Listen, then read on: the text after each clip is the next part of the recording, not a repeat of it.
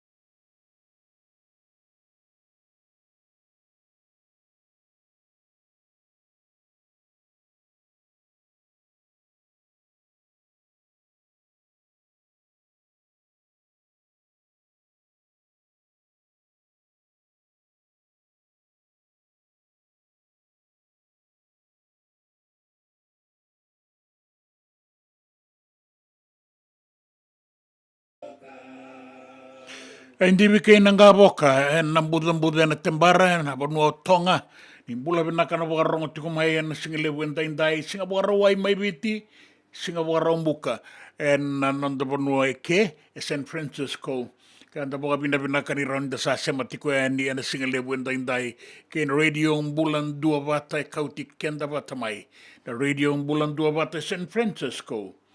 Ita mga binabinaka ng daraw ni Sota ng bula binaka na singenda inday.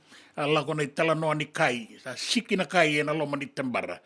Bula binaka na warong o tiko may Avondale, may New Zealand, may Auckland, bula binaka. Bula binaka Naomi Whitman. Kay ranom nilaw-law na naman daw siya rin daw talita. Kasi rin baka ni naman daw banwa nindo sa alay tuyan ni bakayawa.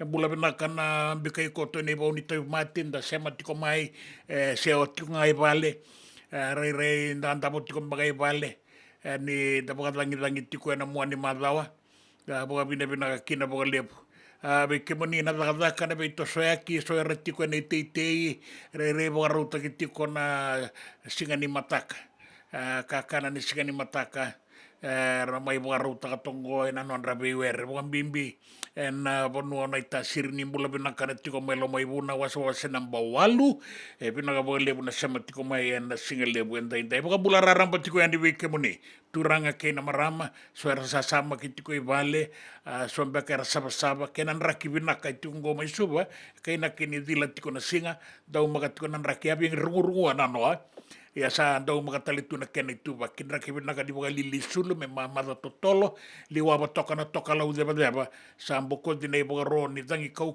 sa andau makatunan raki en nonda banua dona ser me boka langa umandangani nonda we kinda ba kena matangani kuwa.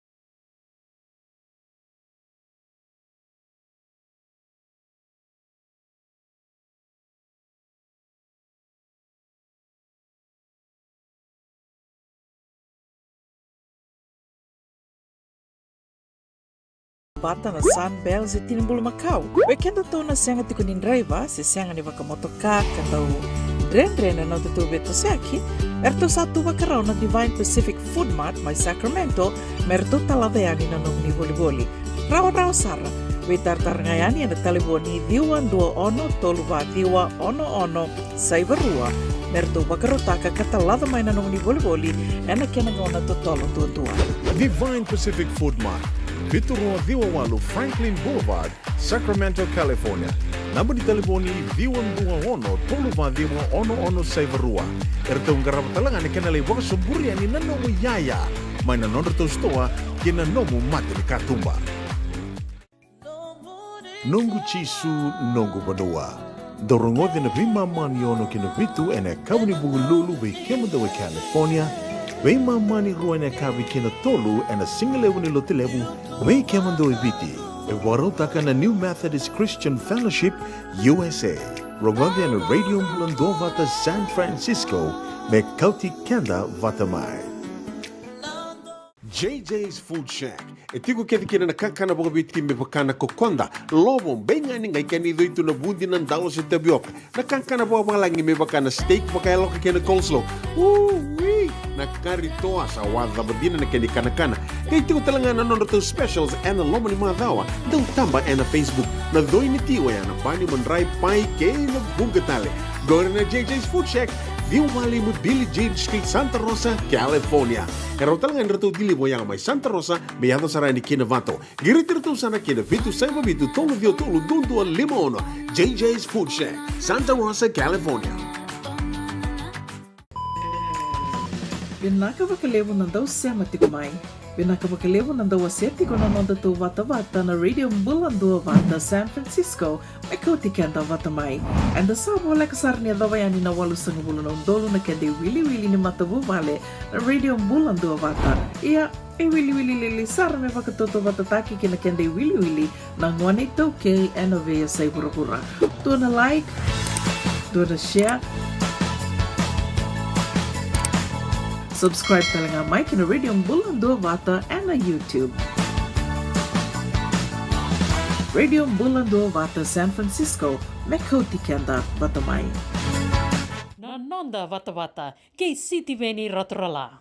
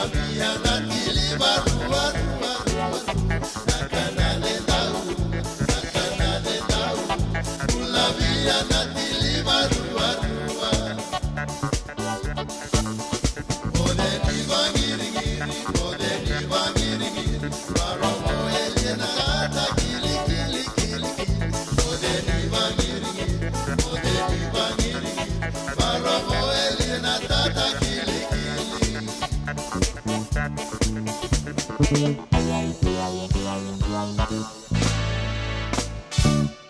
bula pinaka emosi bale nuku. Bata ke sipani olo lume dola pina mai denarau. Pinaka bunga lebu na sematiko mai denarau. Nuita kini tau makatiko nan raki. Alena buna kede. Alena buna kede ke vena sabea. Bula pinaka. Bula barongo saratingo mai Serne. Mai Australia. Erto tiko talengango endo nei laolawa nei vena. Erto Wingaravitiko en hydro powerhouse mai somo tabeuni. Bula binaka na were ke viti. Bula binaka mangeleni ke na sele. Na noa, da bukan diudat yuki na gito mai Paris na gito ni Olympics. Ka sala ko yuki na sot ni bebadu. Katala no tagi yuki na non rosot ruana dau bebadu. Tu na mandanga ruana dau bebadu. Go na non riwase na marama go. Mera bebadu na marama. Do na marama ni Itali, do na marama ni Algeria. O tinga ba sanga bulu kaono na sekondi sa tini nang gito sa tapo. Senga ni dua bera winruka. Sa kaya nga na marama ni Itali sa araw tiyaw. Indo na iba doon lau tabo kabinaka na ngalingalena. Ito ang babo kabinaka sa nga indo na mawimba tinisiwa.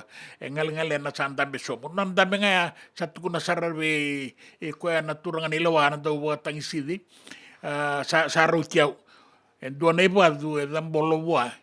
Kay kilati ko kwa sasing di pa doon niya lewang ko. Ko na iba doon niya sa o tinabi pa doon sa lako may sanggay may kilay.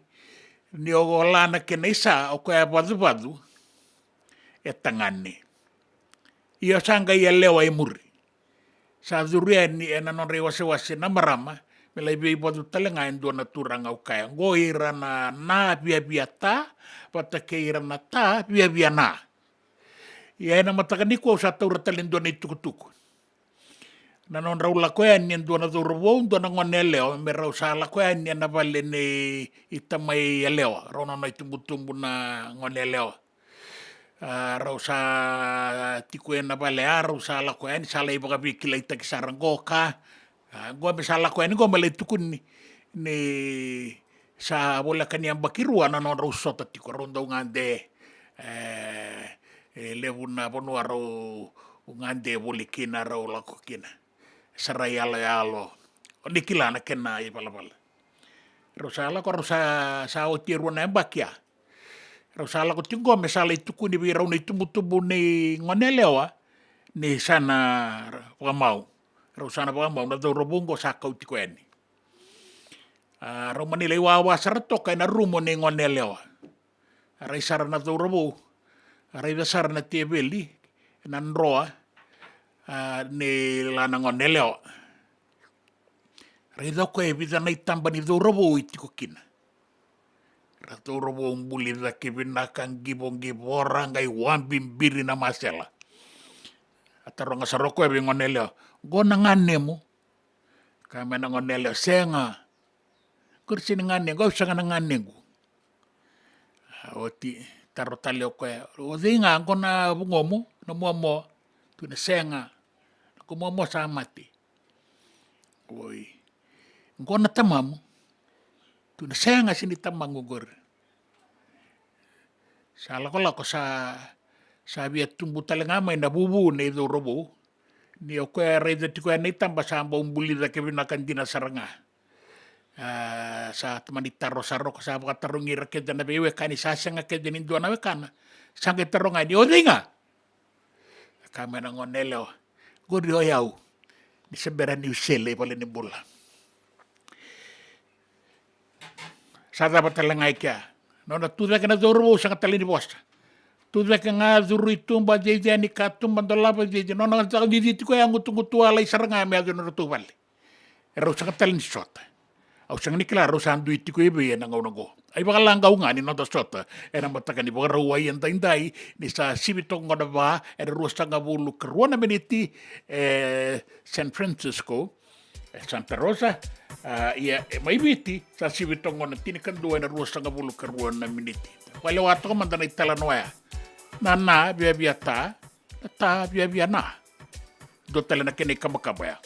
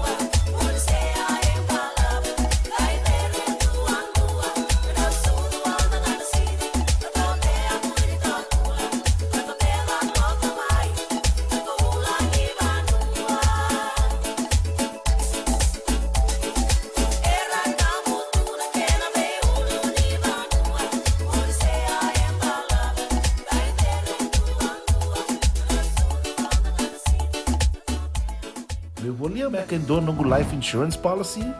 Laka kira ni tutana katil kabitu ni akostita na 2022 o sangir taka sarabiri ni tauna. Kabi ngaya kira maga ngaya sala ko mana check. Sengat tali ni impera, sengat sarangan impera palilai. In time saranga mai.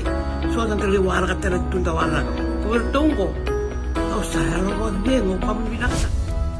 Iyo, o yasar ngana buna, e rau sara, sa tiko na pepa se senga, bula binaka se tobi mate, kambani duan nga kana soma mena claim na lom ni rosa nga bulu kavana ua keada na lenga, nisa e mbaki roa tina policy.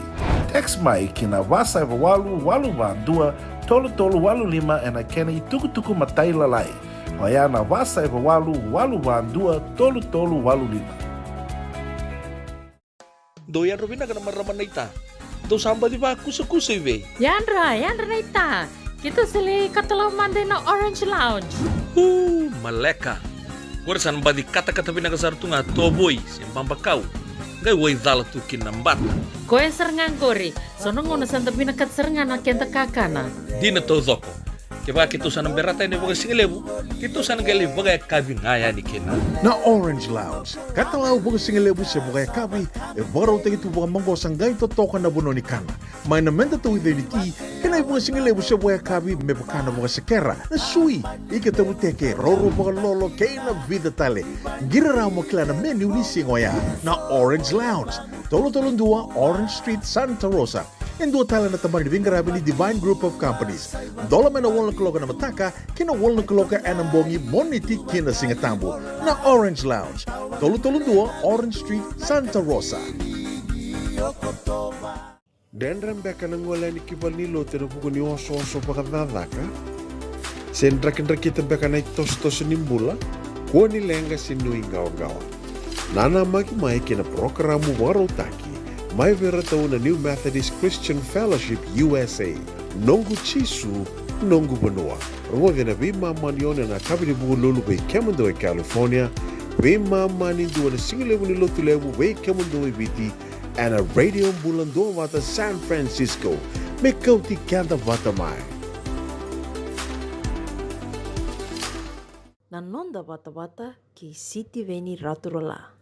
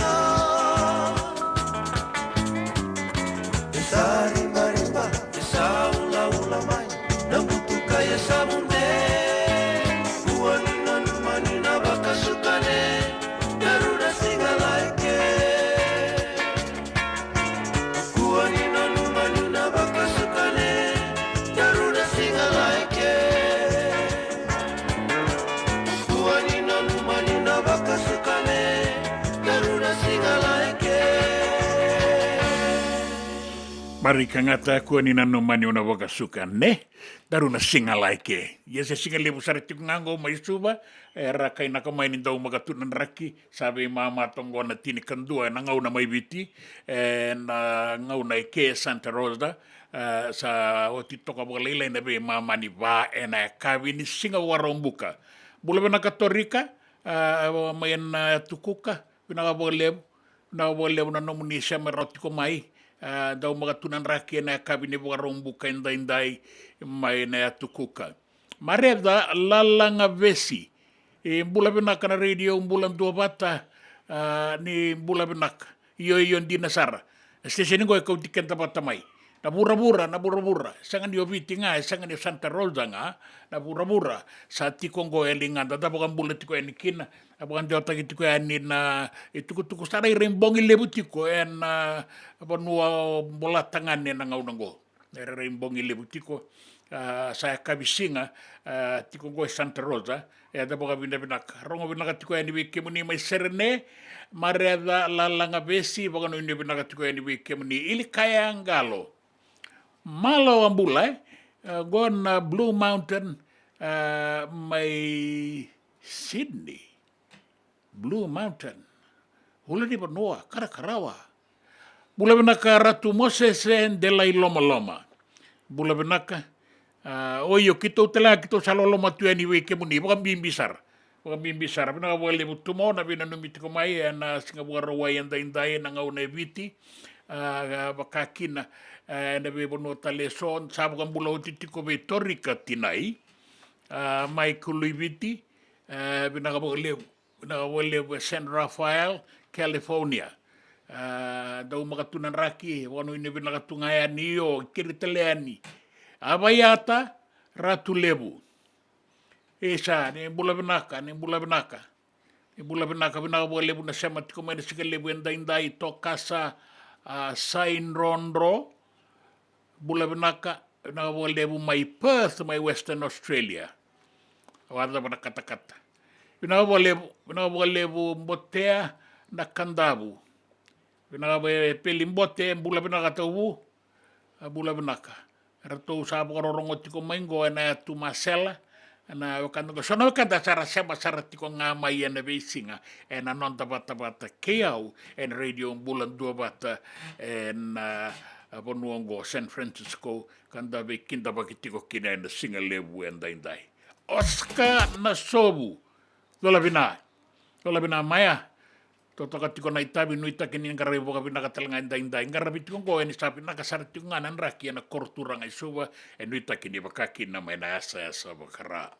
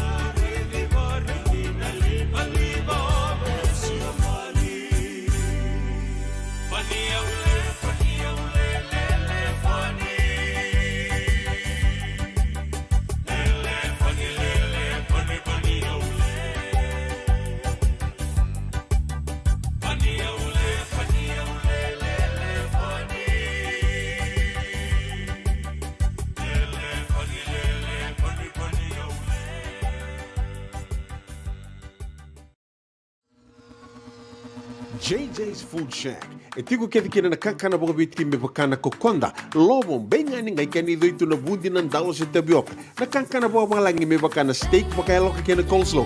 Wee! Na kari toa sa wadha babina na kani kana. Kay tiku talangana nono to specials and lomo ni madawa. Dau tamba na Facebook. Na doi ni tiwa ya na bani mandrai pai ke na bungatale. Gore na JJ's Food Shack. Viu Valley mo Billy Jane Street, Santa Rosa, California. Pero talagang rito dili mo yang may Santa Rosa, may yato sa rani kinavato. Giriti rito sana kinavitu sa ibabitu tolo vio tolo dundu al limono. JJ's Food Shack, Santa Rosa, California. Me voliam back in do nungu life insurance policy? Nakakil ni tutana katil kabitu ni akostita na 2022 o sangir takasarabiri ni tauna. Kami ngaya kila mara ngaya salah ko mana check. Sengat tali ni pera, sengat sarangan ni pera paling lain. In time sarangan mai. So ang kaliwara ka tala tunda wala. Kuwertongko. Kau saya lo dengo kami binasa. Iyo, o ya sarangana buna, e rau sara, sa tiko na pepa se senga. Bula binaka se tobi mate. Kambani duan nga kana soma mena claim na lom ni rosa nga bulu kavana ua keada na lenga nisa e ambaki roa tina policy. Text mai kina wasa eva walu van dua tolu walu lima e na kena i tuku matai lalai. Oya na wasa eva walu van dua tolu walu lima. Doyan Robina kana maraman na ita. Do samba di ba kusa iwe. Yandra na ita. Kita sili katalaw mande na Orange Lounge. Maleka. Gua san badi kata-kata pinakasar tunga toboy, simpang bakau. ngai wai dala tu kina mbata. Koe serengan gori, sonongo na santa binakat serengan na kenta kakana. Dina to zoko. Keba kitu sana berata ini boga singelebu, kitu sana gali boga kabi ngaya ni kina. Na Orange Lounge, katalau buka singelebu se buka kabi, baro te tu buka mango sangay to toka na buno ni kana. May na menda to identity, kena buka singelebu se buka kabi me buka na buka sekera. Na sui, ika te buteke roro buka lolo kei na vida tale. Gira ramo kila na menu ni singoya. Na Orange Lounge, tolo-tolong dua Orange Street, Santa Rosa. En dua tala na tamari di vingarabi ni Divine Group of Companies. Dola mena wala kaloka na mataka, kina wala kaloka anambongi moniti kina singatambo. Na Orange Lounge, tolo-tolong dua Orange Street, Santa Rosa. Binaka bakalevo ng daw siya matikumay. Binaka bakalevo ng daw aseti ko na nonda to vata-vata na Radio Mbulando Vata San Francisco may kautikan daw vatamay. And the sabo wala kasar niya daw yan na walo sa ngubulo ng dolo na kende wili-wili ni matabu vale na Radio Mbulando Vata. Iya, wili-wili lilisar may pakatuto vatataki kina kende wili-wili ng 182K NOVA sa Ibura-Bura. Doon na like, doon na share, subscribe talaga Mike na Radio Mbulando Vata and na YouTube. Radio Mbulando Vata San Francisco, Mekoti Kenda Batamay.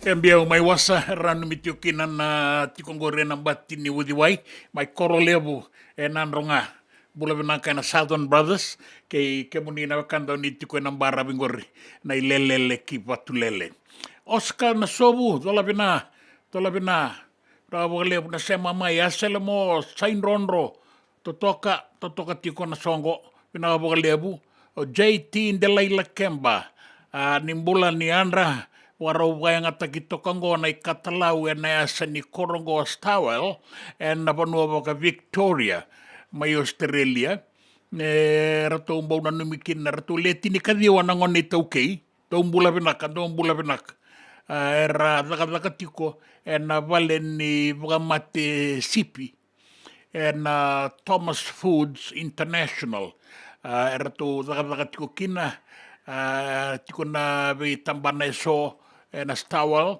ka na numitale tiko ngakina na matabu vale na lot walu watu tale lane na tiko de vale taki mai moni koso na sinu era tombau na numitale tiko ngakina na bubale ne rupeni wangani burotu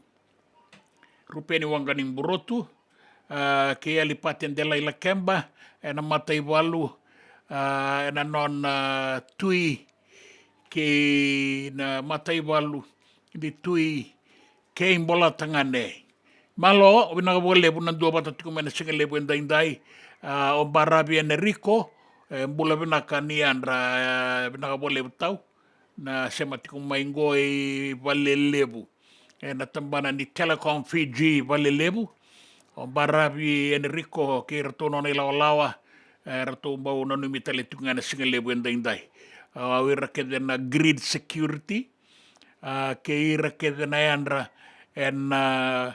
pe bono ni andra na ngaunango binaka bole busar na veise matitiko mai pinaka bole tau pinaka bole suli dau bula benaka na ia totoka ni rongo di kemuni totoka talangani ni sematiko ani ta sabe boga enda takin da be boga bula tagitiko na siga boga roa enda na ngaune viti na Santa Rosa kavitiko ni singa boga rombuka na wotokongo tina miniti melima na kaloko na kabi bilimboti tu mo dola benari ge maya me na atu sawa dola bena na bole o bilimboti tu wata ke aselemo sain ronro bina bole bina garsema tiko mai bina kana bogarongo tamaru takatiko nandraki inda satu rumah tiko ene na muani mata wale buna takataka ngantaro ningaraba na singa ni kuani solituna kenan raki ka solita letunga na kenan mbula kono radio mbula dua wata San Francisco kauti kenda wata mai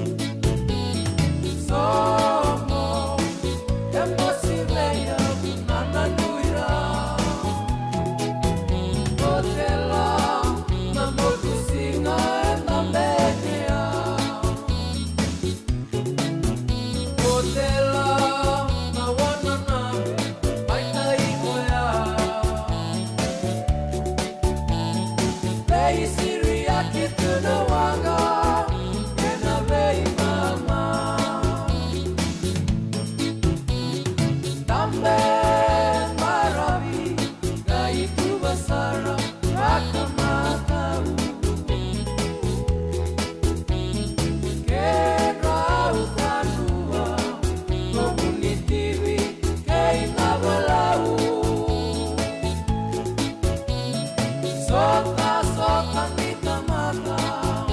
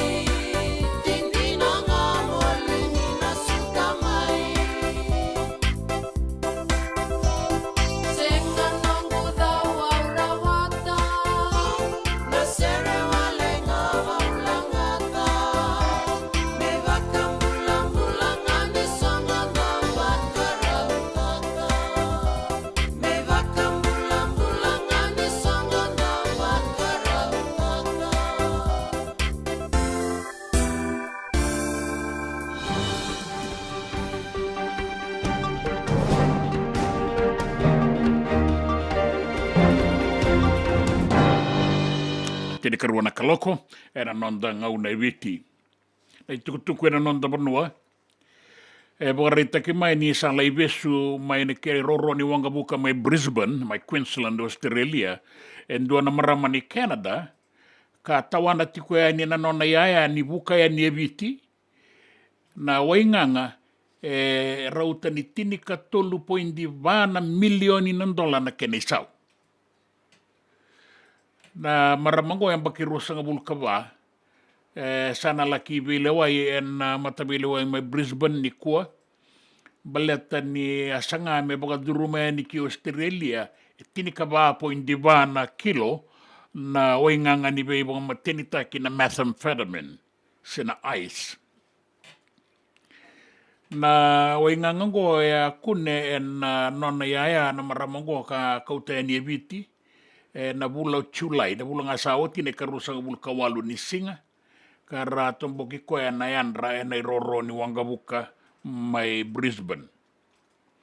Na methamphetamine go, e a vuni saratiko baka matau, e na kena i olo i vida batana pakete palastika, ka ranga i olo baka vinakatu e na i tauelu, bata kei na coffee, e ponta patayani, e na nona kato. Teka bui lako mai Vancouver na maramango ni ngai banganga i le sutale nona i lako, biuta mai na nona vanua mai Vancouver, mai Canada, ka ngole sumu mai ki viti, kauta tiko mai na imbini o ingangango, ke baka ni sa kunengo, ka baka dina taki na matavile wai, sa rao ni daka mate na maramango. O ira talenga sa vesungo en wainganga ni vei wama tenitaki keba ka meala ki volitaki na wainganga ngo na methamphetamine ka kautayani ke na tiko na kena isau e na tirika 3.2 milioni ng dola ni Australia. Era seado tiko na vei bangangai en bukunra na tamadakadaka ni yanda waki kena vei tangomaki mai Australia. E na nonda vanua e kaina kikina ni tutu ni nravunravua ni taukei e viti e wakareitaka mai na ministeri ni vei kāwaka i taukei keina kena vuni vola tundei o pita tangitaki verata de sala ki adho basarango en duana kena i wakatangende ra. E so e rambula tiko ngongo i taukei. E so e rambula wale saratiko ngango en duana wili ni lavolai lai e na beisinga. Duana $2 sanga wulu kalima na sende na ilavo e rambula tiko kina e na beisinga. E wakareitaki mai ni vitu sanga wulu kalima na pasende ni wili ni taukei e tiko e na i wakatangende ni nravunravua. Sa wakareitaka tiko mai ni imbaleti kenda na i taukei na i tutu ni mbula enda sa tiko kinango. Na kawa i taukei nga e sen ni wili kina na vei matatamata. E kae o vani dhata na singa au koe na i liu ni matambosi ni Fiji Council of Social Services sa FCOS. Ni nondonu minti kevi manda pokavinaka na i wakarau ni nondambula. Kei na nonra tu wakarau na vei liutaki, wakambimbi na vei liutaki wakapolitiki. Mera vangara na i wali ni lenga kei na bulan ravunravua ni taukei. Sa wakaritaka mai na FCOS ni sa roa ni vei buke. E na tikinango me vangara i enduana kena i wali. Tuwai enduana i tuwa ni dakadaka. Me sotavikina na vei ngaravi. E nang gito, e ratou sa dingita ki e lewe wa na daurawu ka ratou sema mai kiviti. Me ratou duru ka lewe talenga en timini Australia na Wallabies ka baka rau tikungo me rau sota ki na champion ni vura na South African Springboks. E na vulango ane ka tini ni singa na madonga maingo. O ratou na lewe vango e ratou sema baka vinakatu mai kiviti ka kila itu na buturara ningi torakawi. Marika Koroimbete, Filippo Daungonu, Seru Uru, watakei Rob Valetini. E kana dau be tabulidi o Joe Smith ni sa lewai sara baka matau ka matai lalai sara nrotu baka dindik na dau be tabulidi. E nandingita kini timini Australia ngo me balata ki bonua kina Springboks e na madawa katumai. E na baka doritiko nang gito e na singa baka rawai na be mamani bana kaloko e na kabi.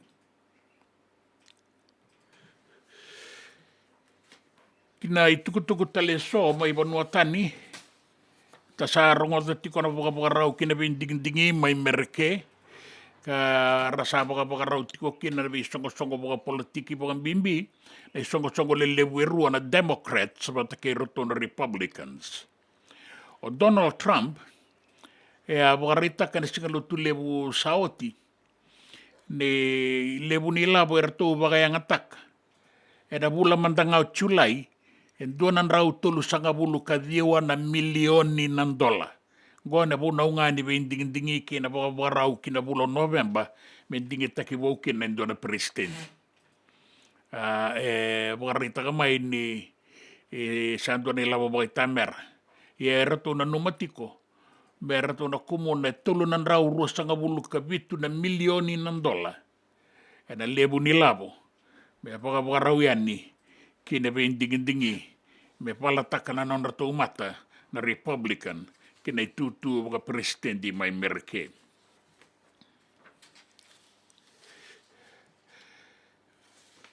Kinan raki e baka rita kemai ni tau makatonan raki lio malua koto na toka lau deba e dina indua na uanin raki sua e koto e ni kina deba irani non da etu e ni anu mai viti ka liwa toka kina na toka lau deba e na non da be imbarapi. E da be bonu e so me bakata ki na bua suwa kena usori ke na esa baka mai singa toka ki nandi ke imba serua na mosi na itasiri bata ke tailebu e baka reita ki mai ne raki binaka toka na deda banambongi lebu ni kua na sewa wana wasa na rani tau wangau na nauda na sona banua baka wasibi na be anu na tulau ke na tulo mai viti enda makanan raki ka ngalala tu na iduru ni wanga ke na be soko ya ki na non da banua na singa baka roa enda indai se singa baka rombuka baka tau na bono ni baka rongo tiko mai kena na singa lebu enda indai gori kemni na turanga ke na marama na itukutuku na non da banua na be sai burabura na itukutuku ningito ke na raki Na nonda bata ke siti veni raturla. Rutaya bena lewani lutu ya rutaya belo mani banua na lo mani kormo na lutu rutaya be sembadi ambe la toka watani matukula indo kandabala indo kaurana tabana tabuna kemusa sanu na weka rutaya be sembadi ambe eso ko wasa one mia eso ko tu bakayeli eso ko bakapine eso ko bakauna eso ko kesara tu ko rutaya be sembadi ambe laite dalo tabale laite dalo ina butule unandano tabana dalo matuana kemusa sanu na melutu ya rutaya be sembadi ambe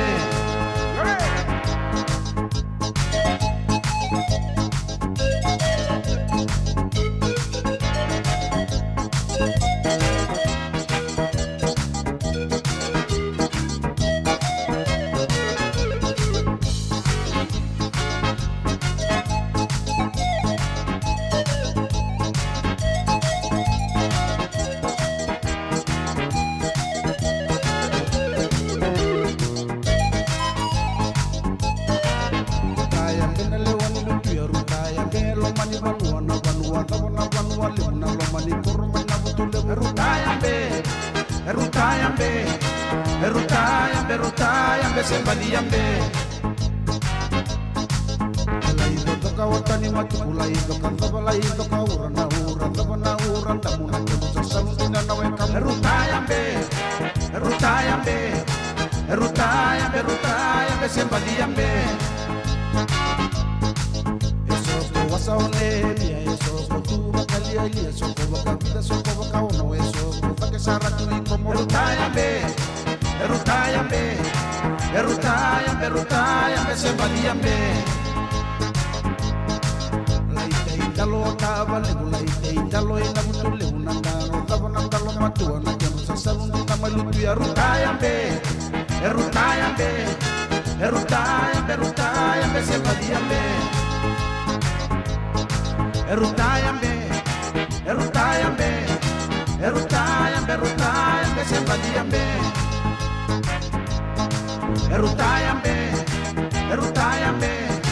Rutai ambe, sembali ambe.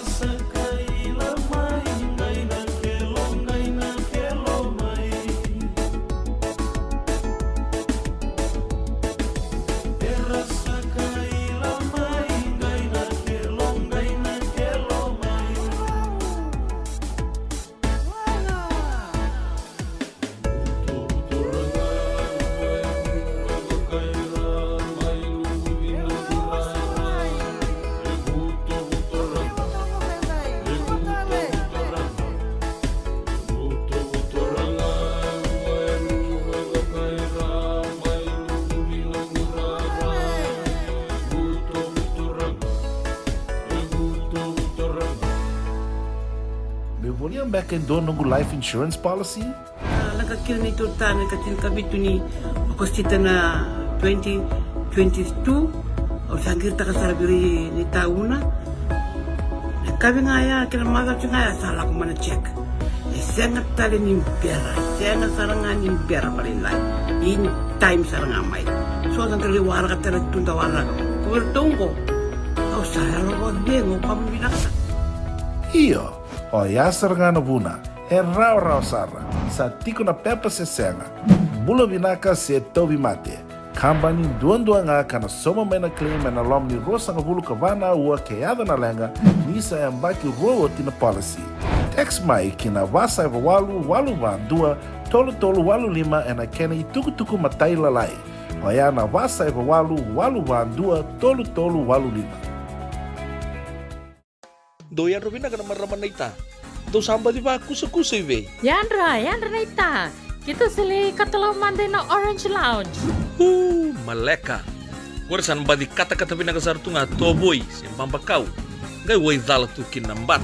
Koe serangan kori. Sonong na santa pinakat serangan na kenta kakana. Di na to zoko. Kaya kitusan ng berata ni baga singalebu, kitusan ng gali baga kabingaya ni kina. Na Orange Lounge, katalaw baga singalebu siya baga kabi, baraw tayo ito baga manggosang gayon totokan na buno ni kana. May namenda to ito ni ti, kanay baga singalebu siya baga kabi, may baka na baga sekera, na sui, ikatabu teke, roro baga lolo, kaya na vida tale. Giraraw mo kila na menu ni singoya, na Orange Lounge, tolo-tolong dua, Orange Street, Santa Rosa. Indo tala na taman ni Vingarabi ni Divine Group of Companies. Dola man na wala kaloka na mataka, kina wala kaloka anambongi moniti kina singatambo na Orange Lounge. Tolo-tolong dua, Orange Street, Santa Rosa. Nungu chisu, nungu banua. Dorongode na vima maniono kina vitu ene kabuni bugululu we kemunda we California. We mamani ruene kabi kina tolu ene singalewu ni lotilebu we kemunda we viti. Ewarotaka na New Methodist Christian Fellowship, USA. Rongode na Radio Mbulando Vata San Francisco, me kauti kenda vatamai. Nanonda bata-bata ki City Veni Raturola.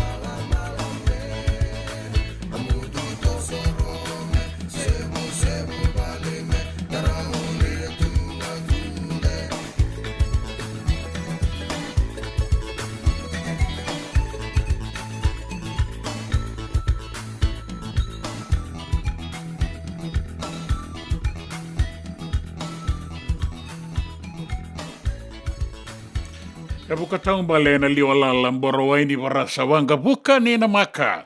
Sa sibitong kora tini karuan na rosanga bulu karuan na miniti mai viti eke Santa Rosa sibitong na 5 na rosanga bulu katulu na miniti. Na dua bata tiko mai na nonda bata na singali buenda indai.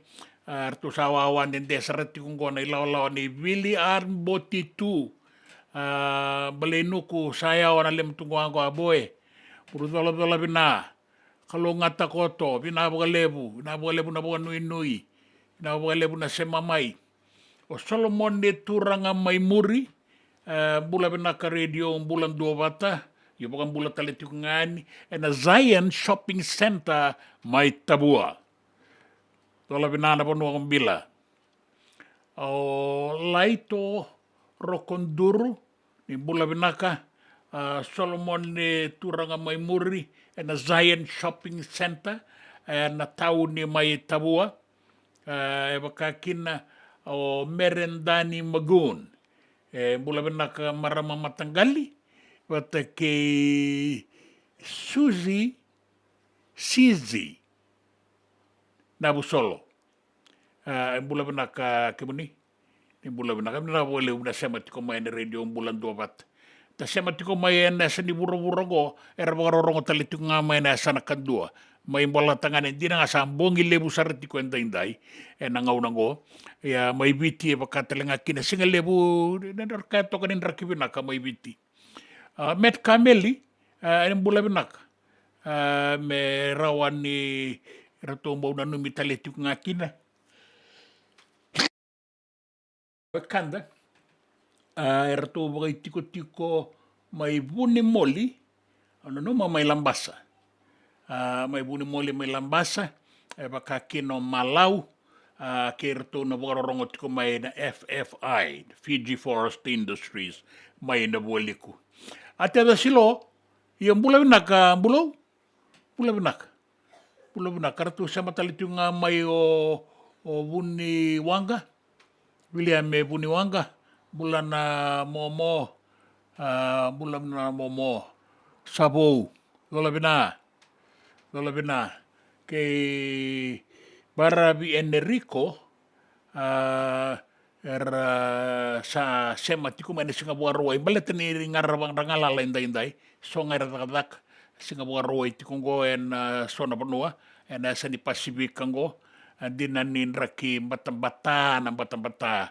tiko go na sona bodua bakata gi New Zealand di ke Australia sa tiko saranga boga binaka na bata me tarasui Charles Whippy bula binaka sara tiko go mai Austin Texas mereke anduina na boga lebu na wale besar na sema tiko mai na singa lebu indai to mani tiko non tabenga rabi dua na kena ibo kalanga na singa lebu ni kuah.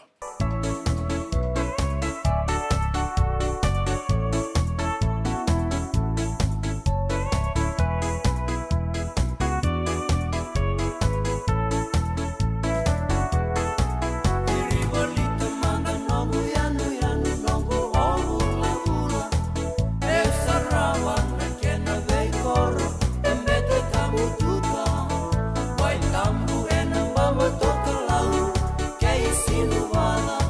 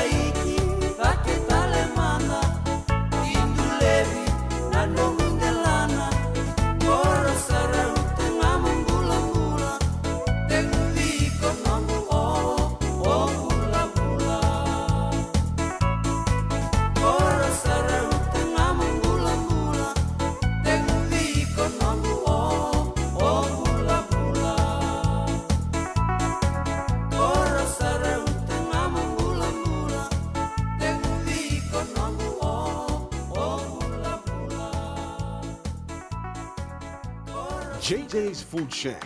E tiku kedi kina na kakana boka biti me bakana kokonda. Lobo benga ni ngai kani do itu na bundi nan dalo se tabioka. Na kakana boka langi me bakana steak baka loka kena coleslaw. Wee! Na kari toa sa wadha badina na keni kana. Kay tiku talanga na tau specials and na loma ni mga dawa. Daw tamba na Facebook. Na doi ni tiwa ya na bani manray pai kay na bungatale. Go na JJ's Food Shack. View Valley mo Billy Jane Street, Santa Rosa, California. Karo talagang rato dili mo yang may Santa Rosa, may yato sarani kinavato. Giritirto sana kinavitu sa ibabitu tolo dio tolo dundo al limono. JJ's Food Shack, Santa Rosa, California. Me volia back and do nungu life insurance policy?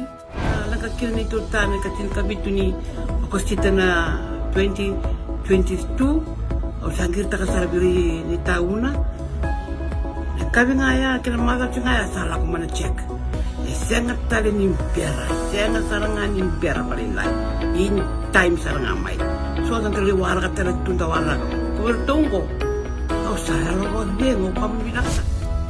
Iyo, o yasar nga na buna, raw sara, sa tiko na pepa se senga. Bula binaka se tobi mate.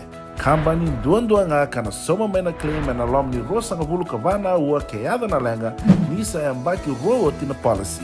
Text mai kina wasa eva walu dua tolu walu lima e na kena i tuku matai lalai. Oya na wasa eva walu dua tolu walu lima. Doyan Robina kana maraman na ita. Do samba di ba kusa iwe. Yandra na ita.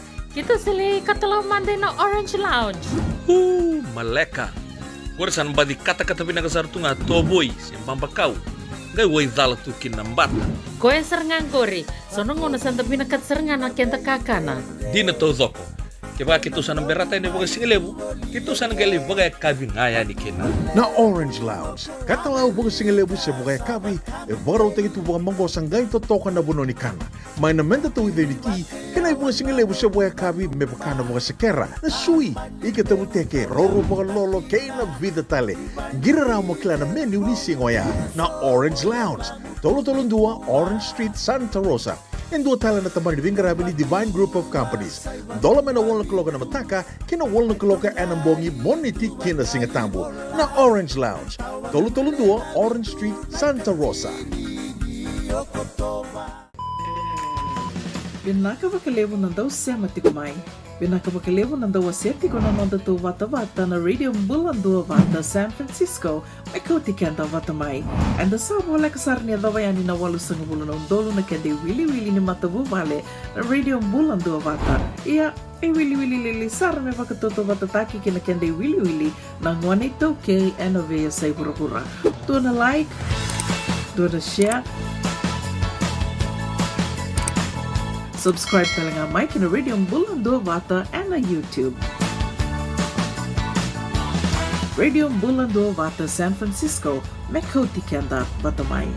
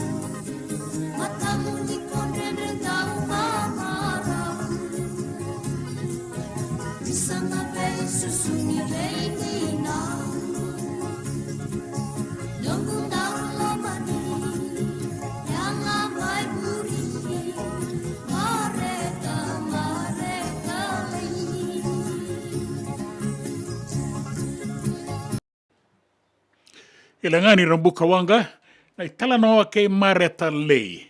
Era tō warongo tiku mena singale wendaindai, ratu asa e limbari patani tawake, mai Sacramento.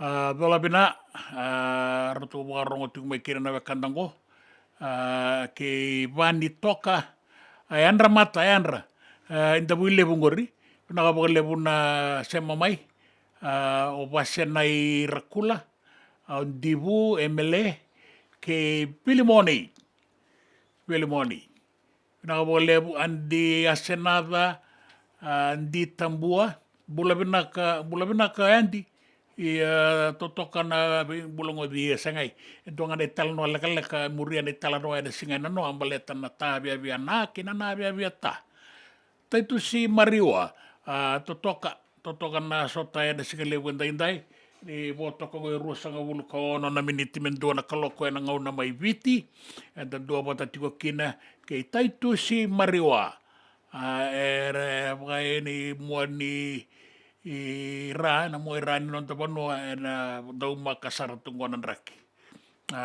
go e lenga mai votua lebu e nandi era sema tiko mai na singa lebu endai totoka na itabi na garaba tiko na singa buara endai e na vivono eso ena kabitiko ni Singapore rombuka be kemoni na kanda mena atuko kabula bena katorika ke kemoni na dau sema tiko mai kina atu masela bula benaka botea na kandabu e peli bula benaka ratu tau da sema tiko mai kina na sigale buenda inda Santa Rosa sabo irusa ul karwana meniti me ono na kaloko ena kabini buka io ena radio bulan dua bata kauti kenda watamai San Francisco.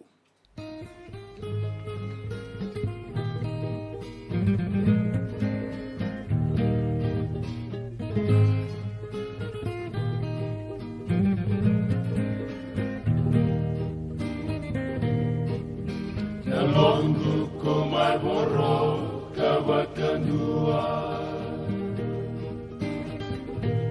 Nanomu dau lomba niau Dai kanala e matamu e vengauna Sena sara ni komau Rubiau Nilungai di kaula kiwele muli Kona wa rakiau ti konga Au nalesu naleani nalomani Menarula velomani ikonga Neve singa kedenga Iko mosa kawa kaulidia Enda se au ninda sotawa na marau Kami kamila ni mula undonu maka Yewa daurawai wasoma No mubei tumberiau Namasulaka Ulambalau Marau Mokalongata Megarutiko Velomani Evengauna Elo Vasara Niduioti Nondarumbula Elai hura-hura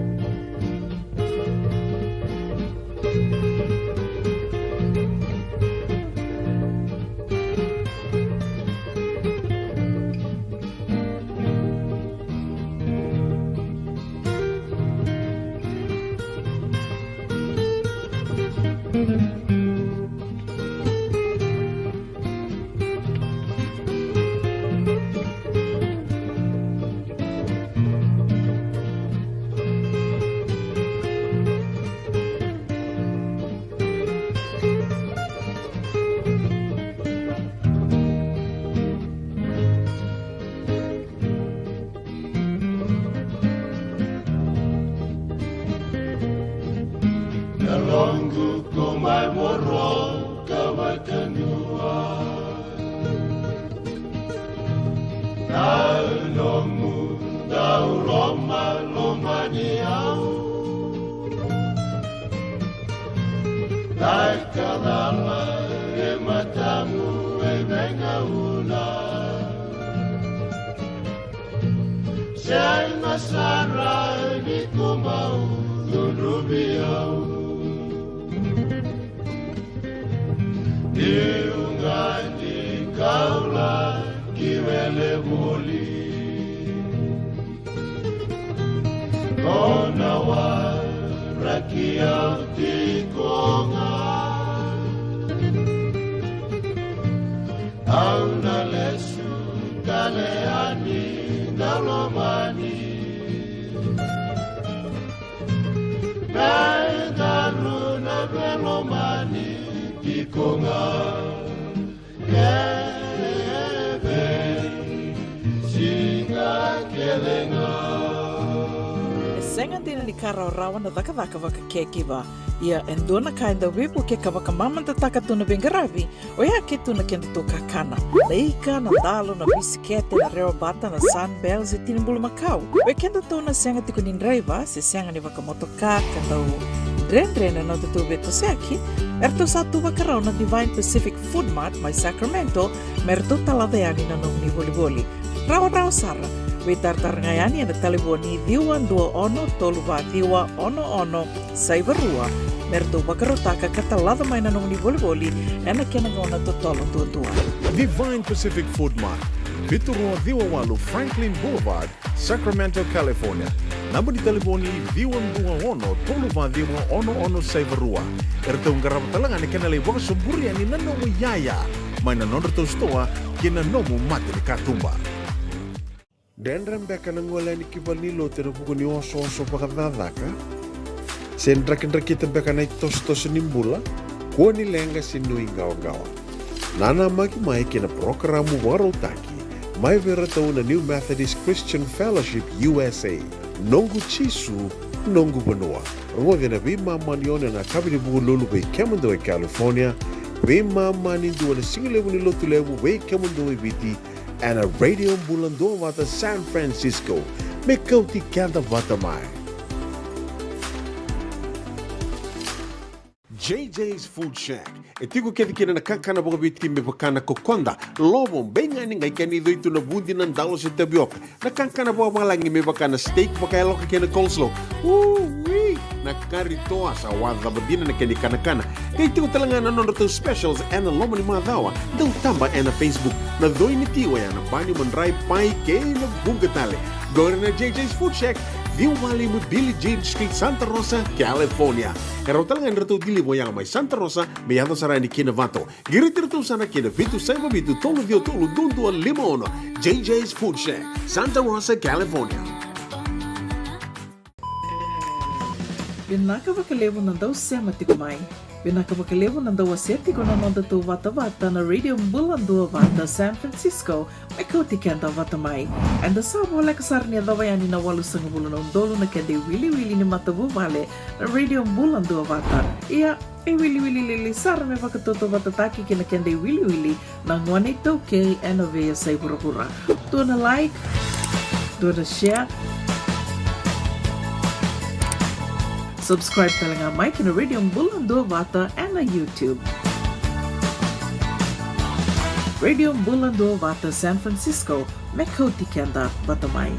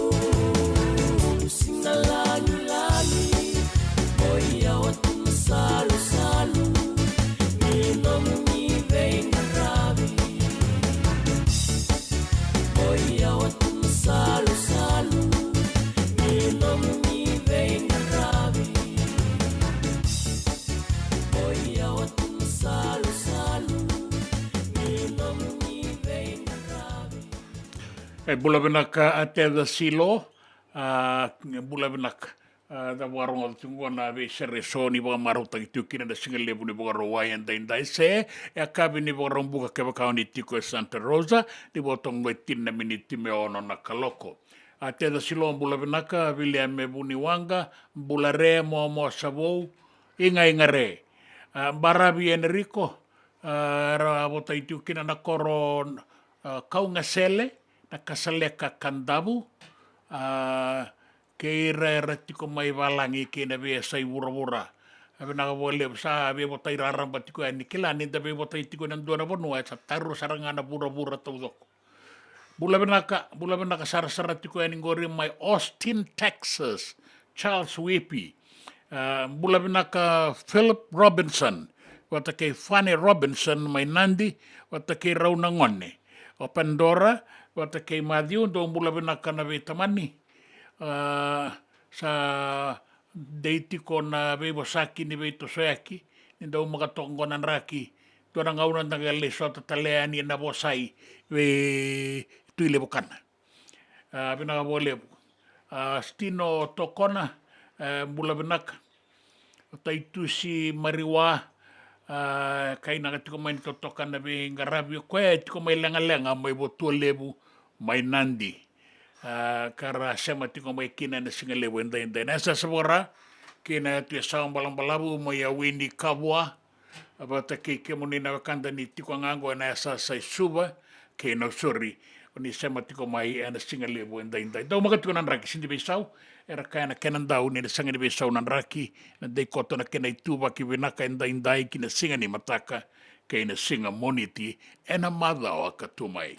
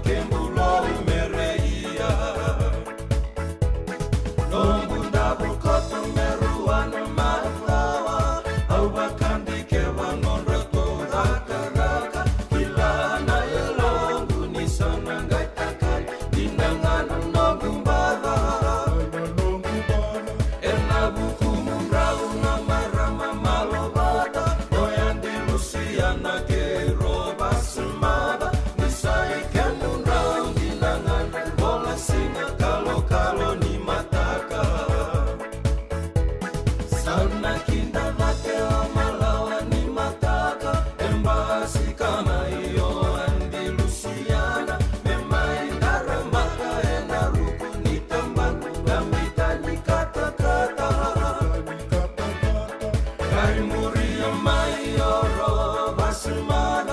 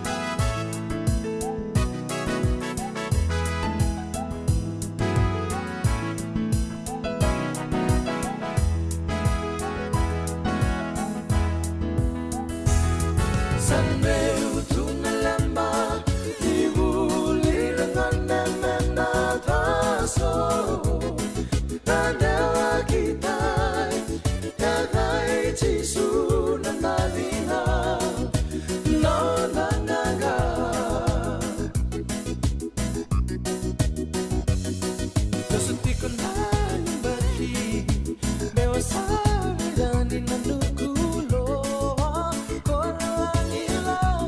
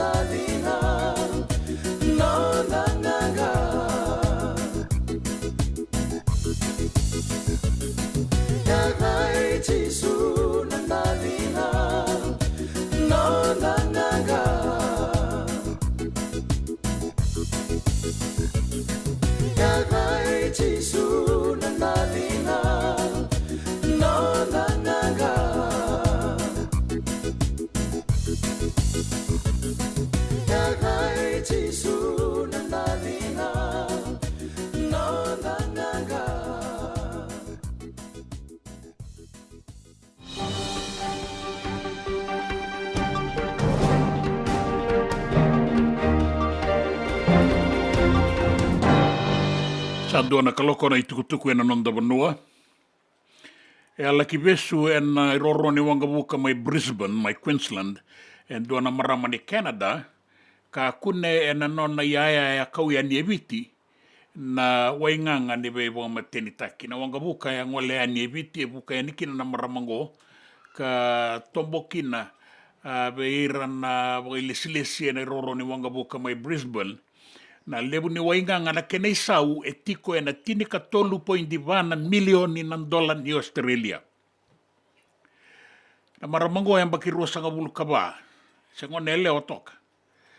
Ka mbiu mai en nona ilako-lako mai Canada, mai Vancouver, ka sana laki veilewai ni kua.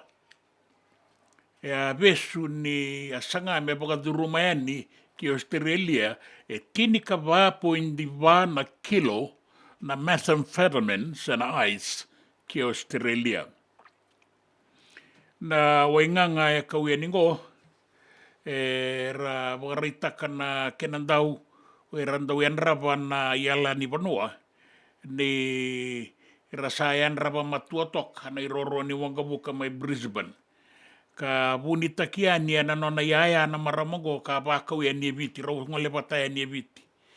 E biu saratu waka matau na iolo methamphetamine e na kena pakete palastika. Ka rangai olo e nei tauelu, tia ngai toni e na vinegar, ka ngai biu endelana na coffee. Abere sara.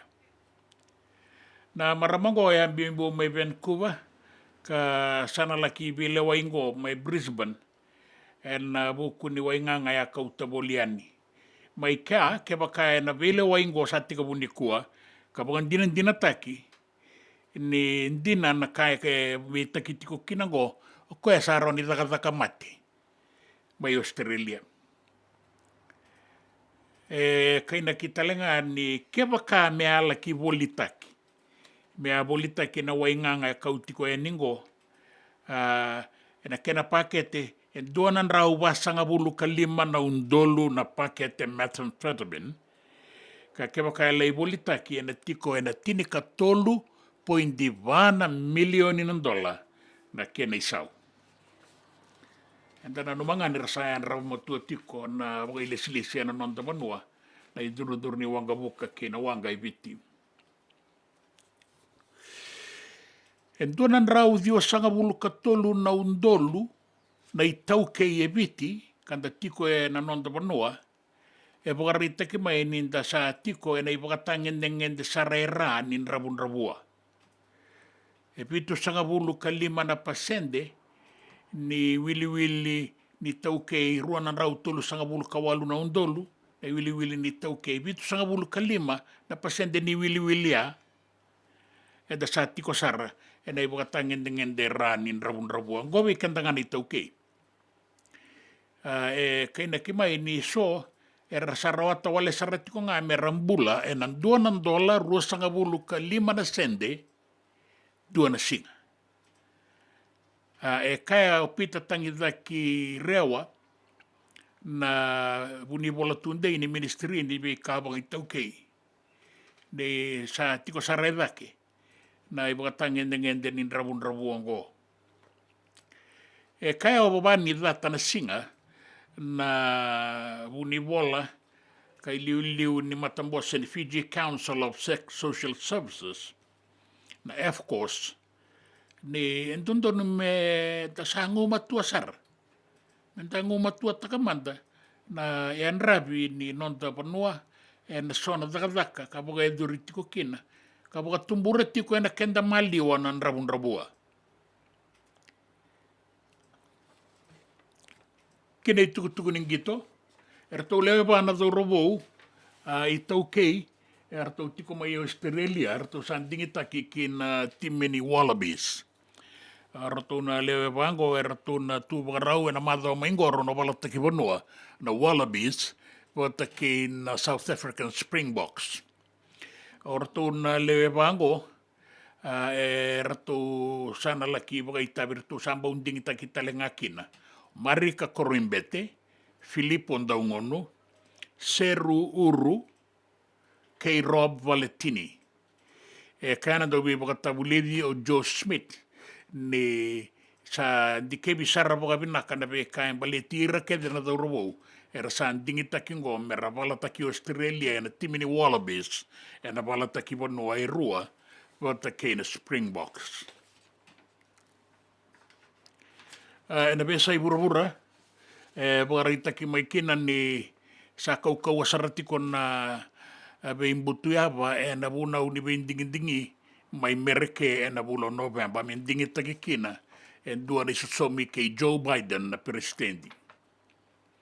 Wakarita ka mai o Donald Trump na presidenti wakadengu ka tu talitiko ngai na Republican ni na bula ngau Julai ko na bula sawati na bula Julai pakayanga takakina na nona isongo dua nan rau tulu sanga bulu ka diwa na milioni ng dola. Na buna uni be dingi kay na nona sasanga merawata listale na indame-dame ni presidenti na be dingi sa roro tiko maingo na bulo November min dingi takikina na presidenti wo mai merke. Nan raki wakarita ki mai ni dau makakoto na itu bakinin raki mun reto ka mga maluan na toka lau daba na ramba ka ni ukuna lolo katau banga una na uda na sona banua bakaki na mai na moira mai korowo na bua suba serua na mosi na itasiri bata kei suba na rani tau banga una na uda ia kaina ki mai ni raki mamada koto na nonda banua viti rawa kina na beto saki ngarabia sona itabi na singa buka rawa endai se rela isa salu eso nangai kuru na banua katau banga una na uda na kabi kay ng bong yan dainday. Rakya sa beramay, daumak. Turang ang kinamaraman, gawin na itukutuko na nonda banua, na itukutuko na biya sa ibura-bura ng gito, bata kinan raki. Nanonda bata-bata ki Siti Veni Raturola.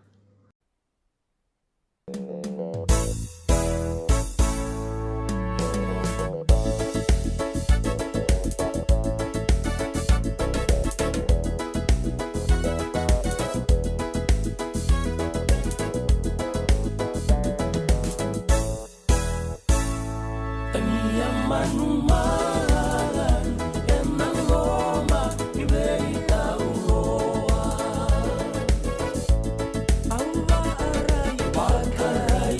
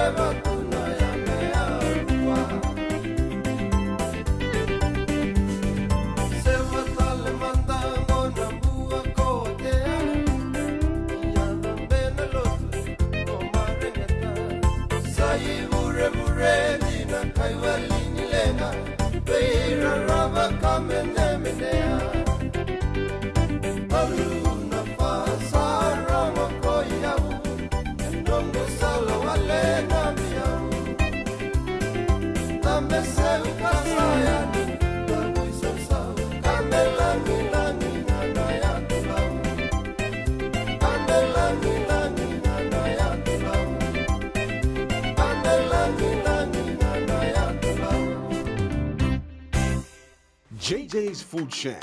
E tiku kethi kina na kankana boka bitki me pakana kokonda. Lobo benga ni ngai kani doitu na bundi na ndalo se tabioka. Na kankana boka malangi me pakana steak pakaya loka kena coleslaw. Wee! Na kari toa sa wadha babina na kani kana. Kay tiku talangana nono to specials and lomo ni madhawa. Dau tamba na Facebook. Na doi ni tiwa ya na bani mandrai pai ke na bungatale. Gore na JJ's Food Shack. Viu Valley mo Billy Jean Street, Santa Rosa, California. Karo talagang rito dili mo yang may Santa Rosa, may yato sarani kinavato. Girit-rito sana kinavitu sa ibabitu tolo vio tolo dundu al limono. JJ's Food Shack, Santa Rosa, California. Me voliam back in doon ng life insurance policy? Nakakil ni Turtana katil kabitu ni akostita na 2022 o sangir takasarabiri ni tauna. Kami ngaya kila maga ngaya salah ko mana check. Sengat tali ni biara, sengat sarangan ni biara paling lain. In time sarangan mai. So ang kali warga tala tunda warga. Kubertungko. Oh saya lo bengo kami binaksa. Iyo, o ya sarangan buna. Rau sara. Sa tiko na pepa se senga. Bula binaka se tobi mate. Kambani duan nga kana soma mena claim na lom ni rosa nga bulu kavana ua keada na lenga nisa ya mbaki roa tina policy. Text mai kina wasa eva walu va dua tolu walu lima ena kena tuku matai lalai. Hoya na wasa eva walu va dua tolu walu lima. E senga dina ni kara rawa na daka waka kekiba. Ia endona kainda wipu ke kawaka mamanta taka tuna bengaravi o ia ke tuna kenda to kakana. Leika na dalo na bisikete na reo bata na sunbells e tinimbulu makau. We kenda tona senga tiko nindraiva se senga ni waka motoka kandau drena na tutu beto seki. Erto satu wakarao na Divine Pacific Food Mart mai Sacramento merto taladayani na nung ni boli. Rawa sara. We tartar ngayani na taliboni diwan dua ono toluva diwa ono saibarua merto bakarotaka katalada mai na nung ni boli ena kena ngona to tolo tua. Divine Pacific Food Mart, Viturua Diwawalu Franklin Boulevard, Sacramento, California. Namba di taliboni diwan dua ono toluva diwa ono saibarua. Erto ngarap talangan ni kena lewang sumburi ani nanomu yaya. Mai na nono to stoa kena nomu mati ni katumba. Na nonda bata-bata, kay City Veni Raturla.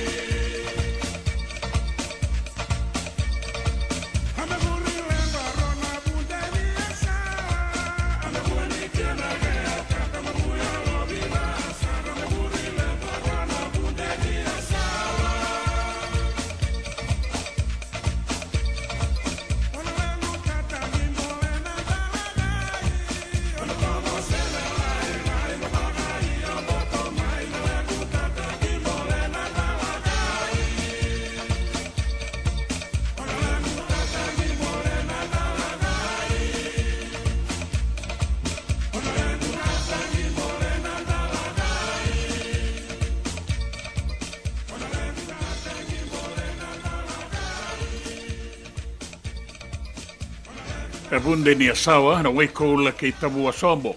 Rongo di tio kina nandomo na naturanga ngo buniwanga. Wa sale saya ali la kenda malio. Anda baka bina bina boleh lolo matu ani na bono baka turanga ombila. Na le mutatan ki mole nandala gai baka iom boto mai tongo sena lai. Ibula bina kana kanda. Endua na italanoa ise mga ni nonda wakadadali ena singa ena noa. Baleta na bibadu ada kango mai barani se nonda bibadu na marama.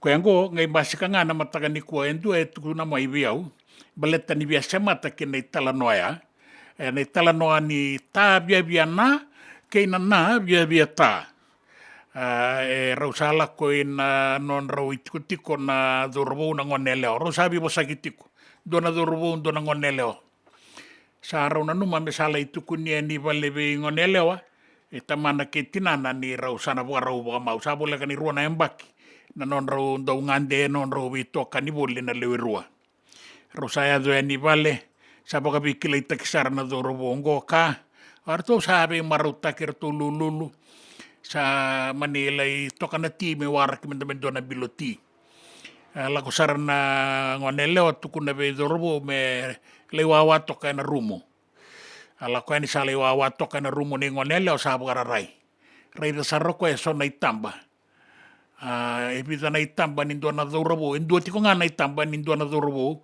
e lebu nga na itamba e bibi so toka kina na nona isulu kena rai e baka kina na bonu e tamba kina sanga itaronga sarana dorobo e o di ko gona nganemu senga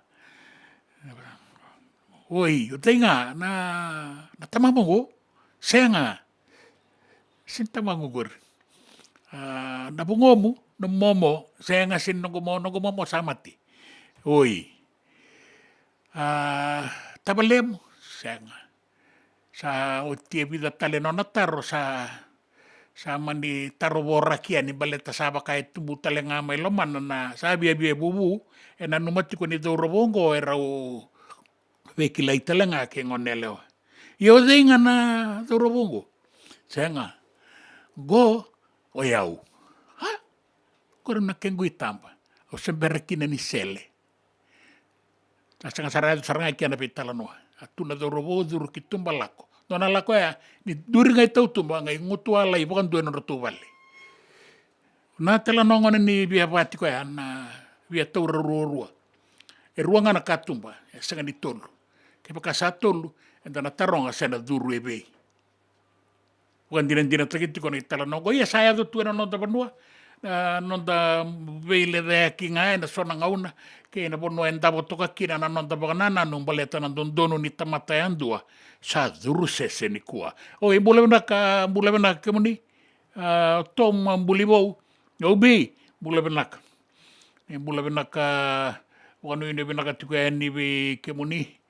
Rakari nakatalitunga ina tu ya sawa balambalabu o taitahi mai New Zealandi vinaka lebu sar o na radio bulan dua bata o Matagali go o Lasarusa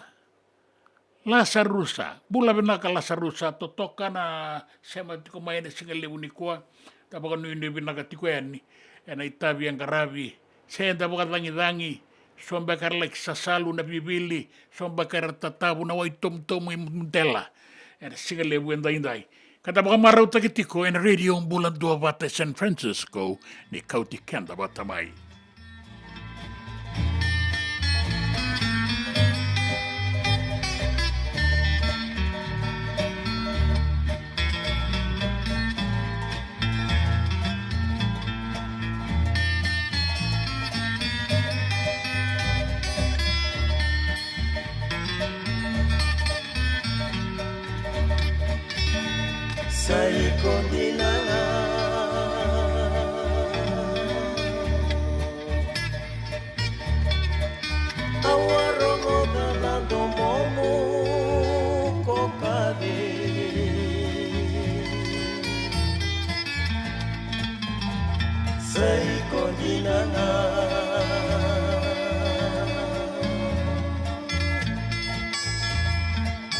Nisando momo sarana rongoda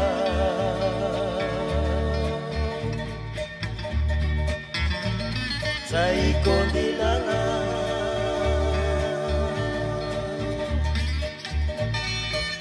Tono mulika viviau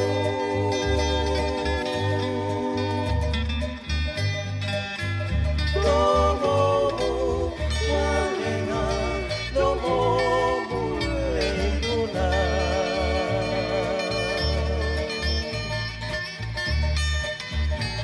Aunaumangan retu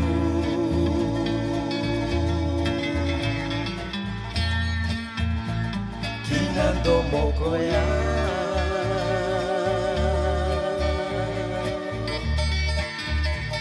Memboro male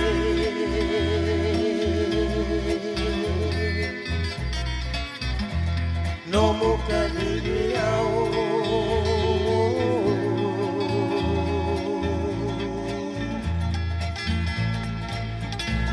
Tomo mualenga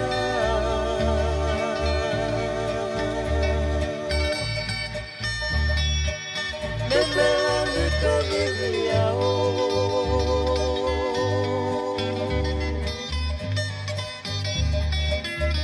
Tomo mualenga Tomo mulenguna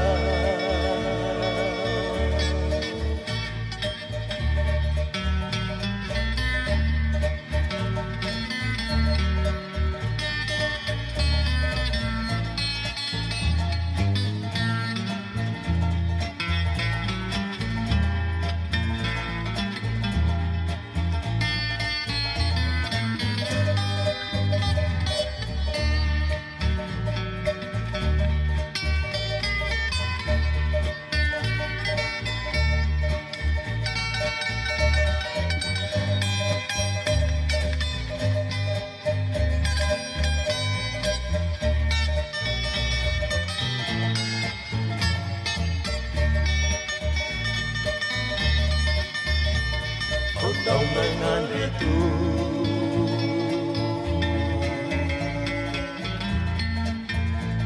Kinando mokoya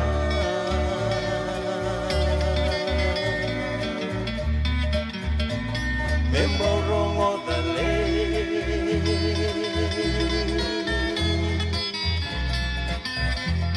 No muka dibiau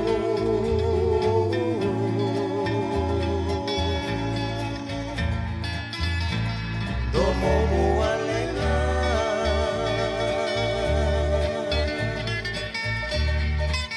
Memelani kadibiao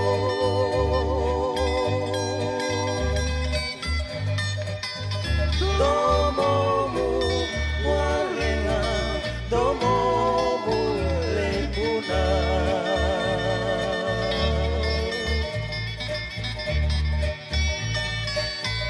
Tomo mualenga Tomo mulenguna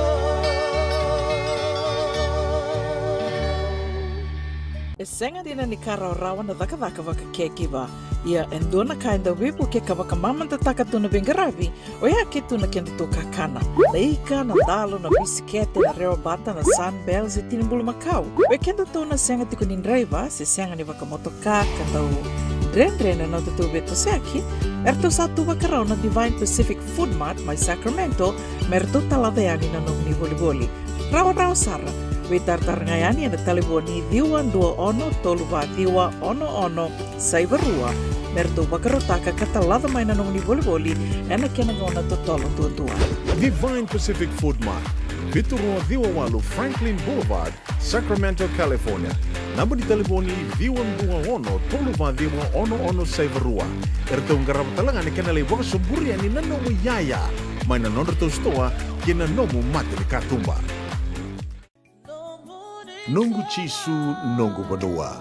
Dorongote na vima mani ono kina vitu ene kabuni bugululu we kemadawe California.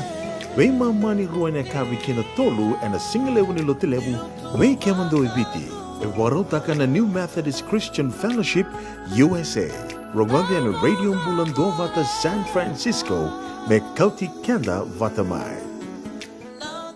JJ's Food Shack. E tiku kedi kina na kakana boka biti me pakana kokonda. Lobo benga ni ngai kani doitu na bundi na ndalo se tapioca. Na kakana boka malangi me pakana steak pakai loka kena coleslaw. Wee! Na kari toa sa wadha badina na keni kana. Kay tiku talangana nono to specials and loma ni madawa. Dau tamba na Facebook. Na doi ni tiwa ya na pani mandrai pai kena bungatale. Go na JJ's Food Shack. Viu Valley mo Billy Jean Street, Santa Rosa, California. Karo talagang rato dili mo yang may Santa Rosa, may yato sarani kinavato. Giritirto sana kinavitu sa mabitu tolo vio tolo dundu al limono. JJ's Food Shack, Santa Rosa, California. Binaka bakalevo ng daw siya matikumay. Binaka bakalevo ng daw aseti ko naman dato vata-vata na Radio Mbulando Vata San Francisco, may kautikan daw vatamay. And the sabo wala kasar niya daw yan inawalo sa ngubulo ng dolo na kende wili-wili ni matabu vale na Radio Mbulando Vata. Iya, wili-wili lili sara may vakatoto vatataki kina kende wili-wili ng 182K NOVA sa pura-pura. Doon na like, doon na share, subscribe talaga Mike na Radio Mbulando Vata and na YouTube. Radio Mbulando Vata San Francisco, Mekoti Kenda Batamay.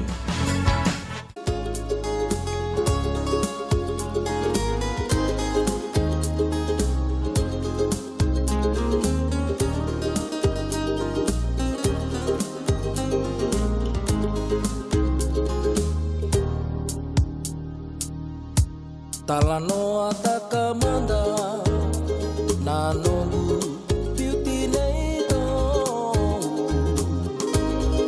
me usangole sambuyani kina mukalo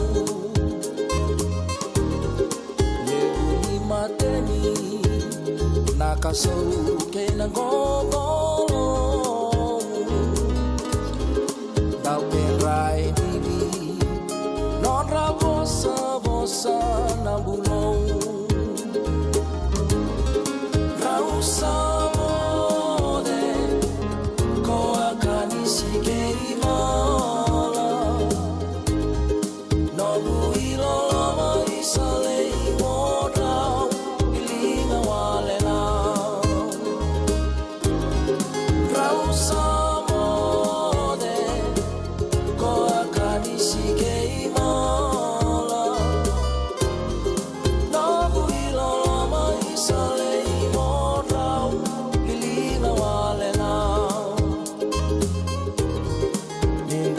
Sota morning daw mata re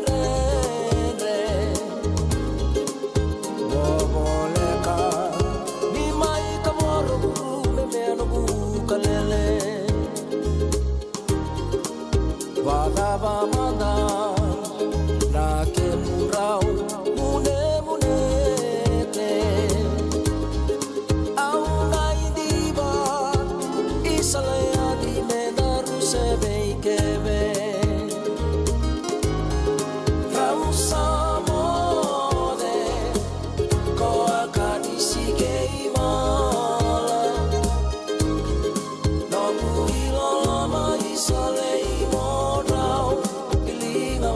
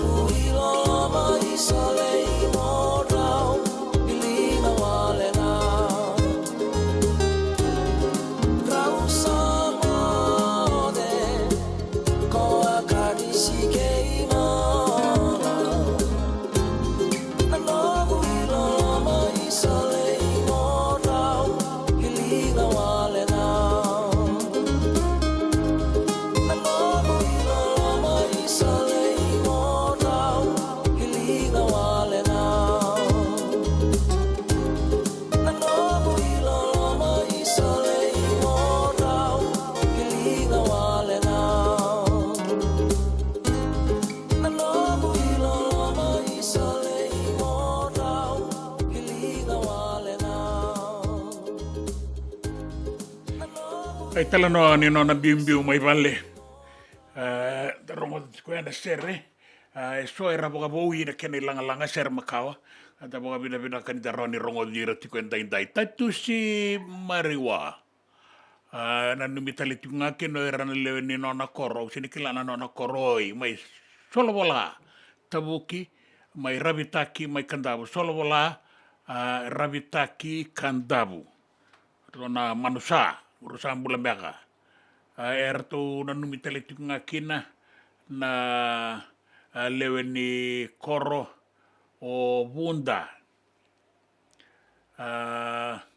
Na bunda marine o Jerry ratu ke irana nona itokani era lewe ni kambu korona sarabo ni maro se kurumena tinggilangi J Fin o serra ke ratu na boro tongo rena bunda marina e da sigale wenda inda ngomo na sa sawarana mo irani non da bono ibiti e tukuni telenga men inda makatuna kenan raki da rongo seri tiko e ningo dan le rongo da bogale lekani tuku non da bono nimbera ninda gai bogada bara ni na ruana kaloka da sabu kan nuine binaga tiko singa nimbula ni ko be reso eran duru mai na non rinda ni tawi mate bale nimbula serang garabi tiko ngai bale maru takitu nambula di binaka na kenan raki kan da boro rongo and radio umbulan dua bata San Francisco di kauti kenda bata mai.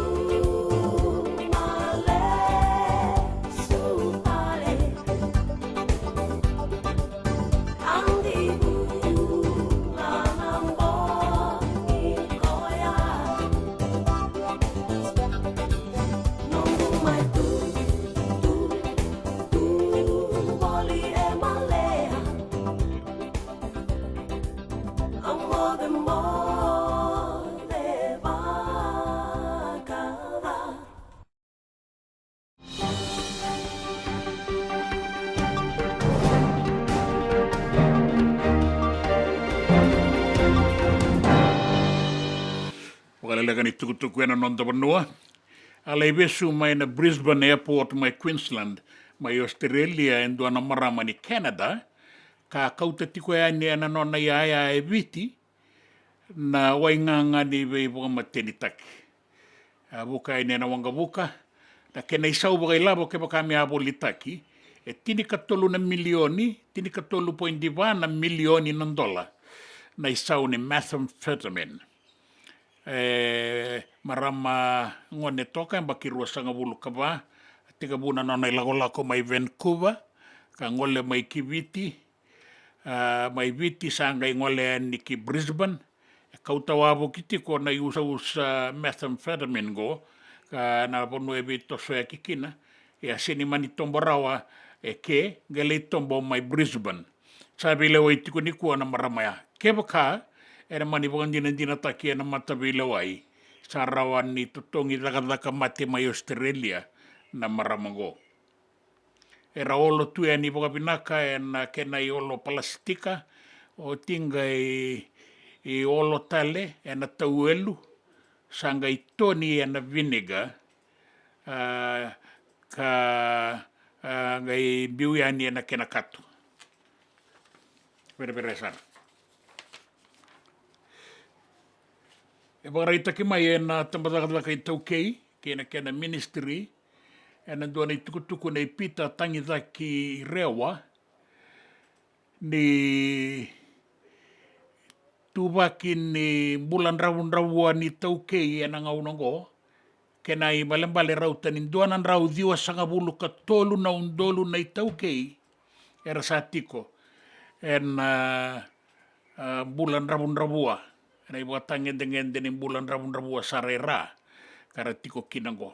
Kenda enda sa lewe ruanan rau tulu sanga bulu kawalu na undolu na itaukei, vitu sanga bulu ka 5% ni wilwilia, enda sa tiko ena ruku ni bulan rawun. Wakarita kimai ni rautanin $2 rua sanga bulu ka 5 2 singa. Kuana kain darawan iba kaya ngatak. $2 rua sanga bulu ka 5. Doana bubale ko. Wakarita ko ba ni datana singa, na ilis-lisi na matambose ni Fiji Council of Social Services, sa FCOS, ni nondon me tasaba kasangarayan ni. Mentango matua ni bakasangara na iwalinin rabun-rabua. Isang irawan ni tan rabun-rabua tiko bangko na itauke ni tiko na nonda banua. Kinagito herto lewe ba na dorobo itauke herto sa duru kina timini Wallabies karona sota kina champion ni Bura-Bura na South African Springboks na madra maingo ni katini ni Okosita.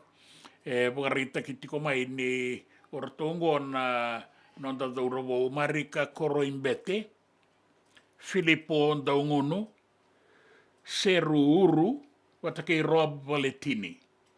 Erto sana la ilewena ni na timi ni Wallabies kana sota kena Springboks na madhawa ka tumai. Timi kaukawa, erto sa taka boka binaka saraya ni na dobe boka tabulidi na dingitaki ni timingo merawa ni ravala taki Australia na sota ki South Africa. Bagarita ki na tuku mai na biasa i Bura-Bura ni sa kaukau tiko na bengati taki ni tutu boka presidenti mai merke kana ado kina na bendingi na bulo November ni ang bakingo. Kaya o Donald Trump, presidenti boka dengu ka mata mai na Republican, ni erto saba kaya ngataka na bula mandangao July en doanan rau diwa sanga bulu ka $3 milioni ng dola. Kaya nailabo ni Vito Sayaki na bunau ni bendingi kena ngada-ngada. Ratuna numatiko ni na yato matiko ni na tulunan rau rua sanga bulu ka vitu na milioni na lebu ni labo na bagay ngataki yan sa sanga wo may baga lisuita leki na itutu baga presidenti. Nanraki, baga rita kimay ni daw makatoka nanraki en dua na uanin raki susua koto baga yawayan ni kina deba irani non da banua Ka waka wuna tiko na dhangi tokalau na nonda vembara vi me teka buendaindai adha wana singa moniti.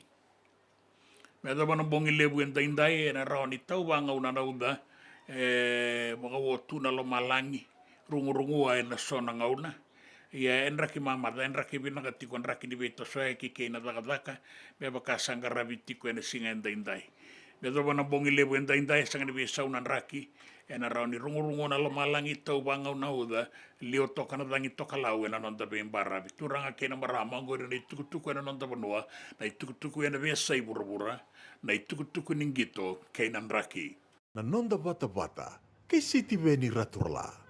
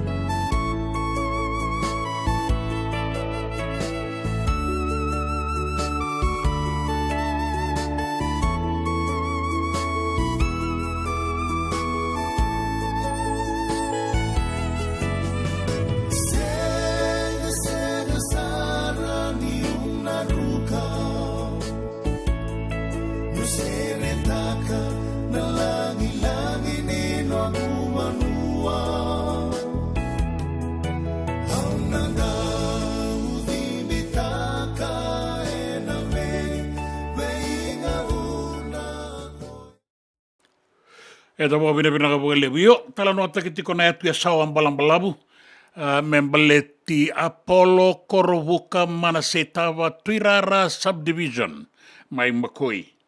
Dola vina tamaite, Apollo Korovuka Manasetawa, na Tuirara Subdivision, mai Makoi, dong bula vinaka, baka kina orato na tiko ya ningwe rakua, bula vinaka lote, o se, vatake vaje no bula benaka ange bula benaka no itake ni bula benaka tiko na baba do na ngona wala ngango ndana gele sota yani o JN rato o vena numi tiko mai rato tiko ngo ena bunda marina rato kele kotongo na kaiwanga ni mua ni na kai mua ni tuina vini gona wanga e kele koto ena bunda marina Jerry ratu ke na tokani o semi kambu or na sarabo ni marou mena digilangi mtodola bina o no ne bina katiko ai ni na singale buenda indai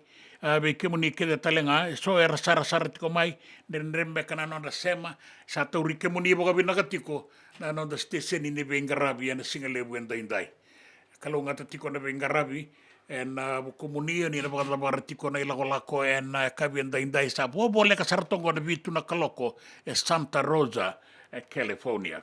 Anta baga ni bina katiko ni ke rausana baga mo ni ke na singale buenda indai kanto kai na bengarabi na bukumuni na bole una baga rongo mai Australia New Zealand mai Amerika mai bola tangane ke na be bono ni baga rongo tiuki na be sana tinika ba na nonda bono e biti di samode.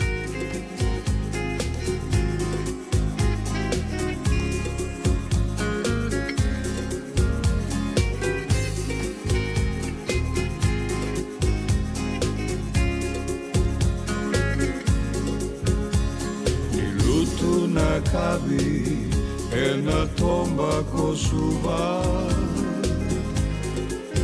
wanga na dina dui roka na loma ni koro e beta na sala au rui goro wakatangi wasivi e memela totoka veao Mai raida na loma ni koro Dawi divi e venga una taudoko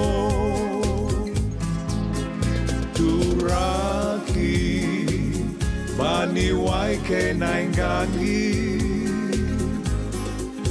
Nai alongu enruka besua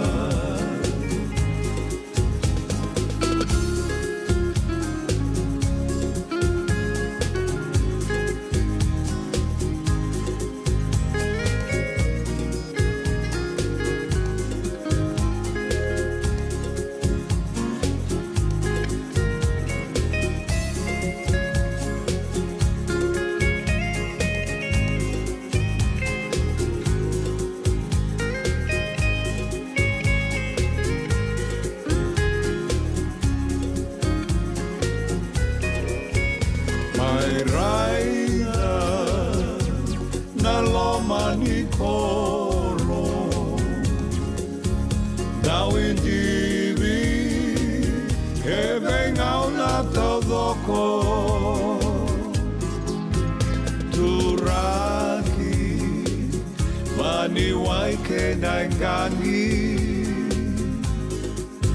Naya longu enruka besua Naya longu enruka besua Naya longu enruka besua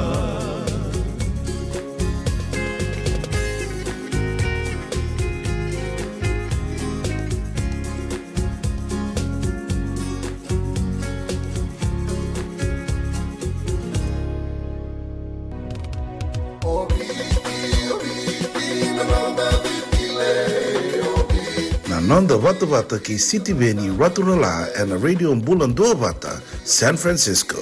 Me Kochi Kenda Vatamai.